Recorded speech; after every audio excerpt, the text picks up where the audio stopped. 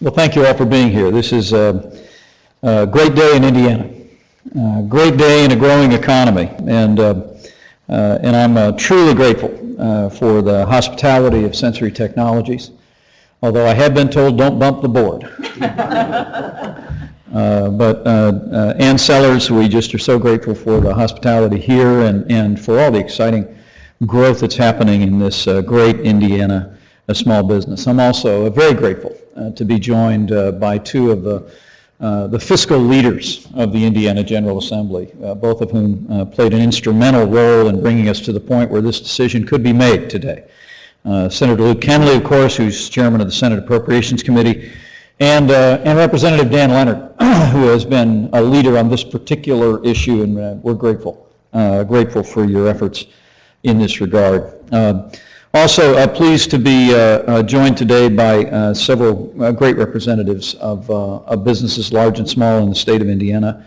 Barbara Kwan Underwood, the Indiana State Director for NFIB, Kevin Brenninger, the President and CEO of the Indiana Chamber of Commerce, and Brian Burton, the President of the Indiana Manufacturing Association. Would you join me in welcoming all of these great folks to this announcement today?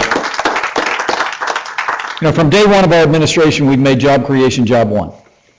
And today is one more installment in keeping that promise to the people of Indiana. Because of the job creators like the folks here at Sensory Technologies, and because of job creators like those that are gathered here with us, Jim Pickens of Putnam Industries, Remo Mazzata of Mazzata Construction, his wife Darlene, Neil Cummings of Church Brothers, Rosemary Geyer of Geyer Fire Protection, and Jimmy Beard of J. Beard Management. The job creators in the state of Indiana have been investing, risking capital, and putting Hoosiers to work at an exciting pace. Just this week, we were able to announce that Indiana's unemployment rate has fallen again to 4.5%, down from 8.4% when I was elected governor. And I was pleased for all the work that we've done in tax reduction and regulatory reform and critical investments in education and infrastructure and workforce development. I just found out this morning that yesterday, for the first time ever, Forbes magazine listed the state of Indiana among the top 10 best states for business in the United States of America. So Indiana's on the move. Our economy is on the move, and today is an effort to continue to build on that momentum by leveraging the fiscal strength of this state in a way that will support the efforts of job creators in this economy to continue to build opportunities for working Hoosiers. You know, last week we showed how a strong balanced budget and strong reserves will permit our state to invest an additional $1 billion in infrastructure without raising taxes. And today we will show how a balanced budget and strong reserves makes it possible actually to cut taxes on small businesses and large businesses all across the state of Indiana and free up resources in those businesses to put hardworking Hoosiers back to work. In that vein, I'm pleased to announce today that I have directed that sufficient resources, up to $250 million, be advanced to the Indiana Department of Workforce Development for the purpose of eliminating the outstanding unemployment loan balance prior to November 10th, 2015. This action will continue Indiana's economic momentum, and it will take $327 million in new tax penalties off the table and off the books for small businesses and large businesses all across the state of Indiana in the next year. Like many states, Indiana had to borrow money from the federal government to pay unemployment insurance benefits during the so-called Great Recession. And that was appropriate action at that time. Loans such as these, if left outstanding for more than 2 consecutive years, garner increased federal Unemployment Tax Act penalties, and so was the experience that Indiana had in this effort. Without our action today, employers in the state of Indiana would be required to pay $327 million over the next year, or $126 per employee in penalties this coming January. That amount represents one of the largest penalties faced by employers in the country, and I couldn't be more pleased to say that we are going to move to eliminate that tax penalty through the action that our administration is announcing today. But as I said, we're able to take this action because of the fiscal integrity of the state of Indiana. We've kept government spending in check. We've maintained adequate reserves that allow us to advance these funds. And this is an issue we have been considering for some time, especially following our strong fiscal closeout for 2015, strong revenues that followed thus far in fiscal 16 is making this possible. I want to extend my appreciation to our team at DWD for their management of Indiana's UI program. I especially want to thank the members who are gathered at my right and on my left here, and all the members of the State Budget Committee for their thoughtful efforts in this regard. We would not be able to be here without the strong support in enacting a balanced budget and the strong fiscal leadership that we enjoy in the Indiana General Assembly, and for that, the people of Indiana, I know, are truly grateful. Let me be clear on one point. This is a temporary advance to ensure that Hoosier businesses don't have to pay this increased penalty. These funds will be reimbursed by the end of fiscal year 2016 through collections from existing state unemployment taxes already being paid. This will not permanently deplete our reserves. It is a short-term loan with long-term benefits for Indiana's economy, and I'm pleased to authorize it today.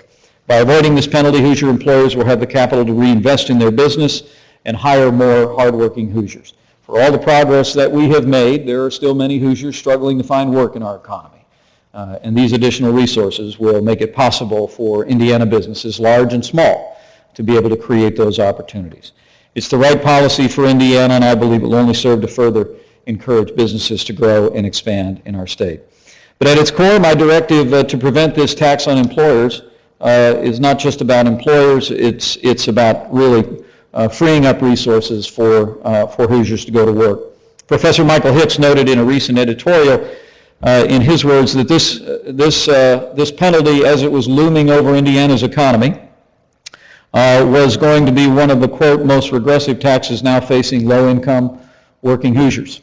And so it is. I want to be very clear. While this is, in a very real sense, a business tax cut, this is a tax cut that will benefit working Hoosiers and families that are struggling in this economy. We've come a long way since the days of the so-called Great Recession. Since 2009, the low point of employment, Indiana's added nearly 300,000 jobs. We rank second in the country in manufacturing growth over that time period. We lead the United States in growth in trade, transportation, utility industries over the past year. And over the past 12 months, the Hoosier State has added more than 63,000 jobs.